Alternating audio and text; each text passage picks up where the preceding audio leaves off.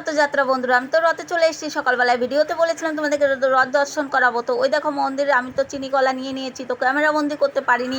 মানে ছোট ছোট বাচ্চারা এ বলছে আমার কাছ থেকে নাও, ও বলছে আমার কাছ থেকে নাও, কার কাছ থেকে নেবো মানে তাল পাচ্ছিলাম না। তো আমি দুটো নিয়ে নিয়েছি। ওটা হচ্ছে রাধাকৃষ্ণ মন্দির, আর ওই দেখো ছোট একটা রথ। তো আমরা ছোট থেকে এই রথ আমাদের রথে আসি। তো আমি তো মানে এক হাত দিয়ে মোবাইল ধরে আছি, আর এক হাত দিয়ে মানে ব্রেক ধরে আমি আস্তে আস্তে রথের দিকে এগোচ্ছি। তো ওই চিনি কলাটা কিনেছি, সেটা দেবো জগন্নাথকে, গোপালকে দেবো।